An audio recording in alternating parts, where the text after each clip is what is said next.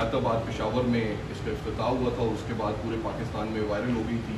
तो जिस टीम ने इसकी बुनियाद रखी थी, मैं उस टीम का भी हर रमज़ान में रमज़ान इस्तक़बाल लगता है, जिसमें हम कोई शुरू में रमज़ान के 200 से लेके रमज़ान के आखिर तक। इसके अलावा भी हमारी काफ़ी सारी एक्टिविटीज़ हैं, वो हम कश्मीर से लेके कराची तक और लाहौर से लेके रास्ते में थोड़ा सा एहतियात कर रहे हैं।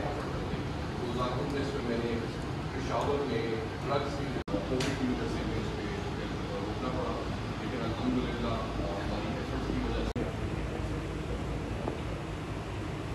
मैं थोड़ा सा अपने टॉपिक की किस्म का टॉपिक है। इससे पहले मैं जब भी कोई प्रोग्राम होता है से मैं खिताब कर रहा होता हूँ, मैं this is in English, I translated it to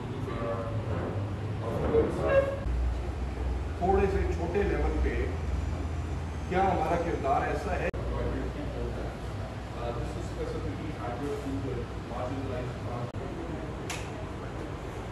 Pakistan में जो ट्रांसजेंडर कम्युनिटी कोई 10 लाख के आसपास है और सुप्रीम कोर्ट के ऑर्डर के नहीं मिला, इसमें एक काफ़ी बड़ी तादाद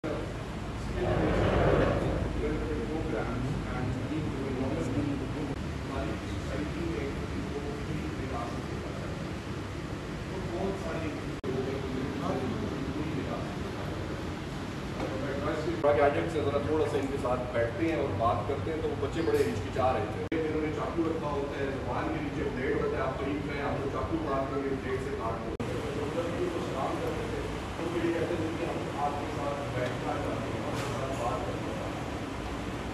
वो बातचीत कर रहे होते थे, उनकी बड़ी हैरत की बात होती थी, उनको सुनने वाला नहीं है, तो वो आपस में पैसे जमा मंगवाते थे और डिस्पोजेबल ग्लासेस मंगवाते थे। हमें डिस्पोजेबल ग्लासेस पेश करते थे कि सर आप कहा गया कि एक जनाना है, शी मेल है, जिसको आजकल आप बोलते हैं खजसना बोलते हैं।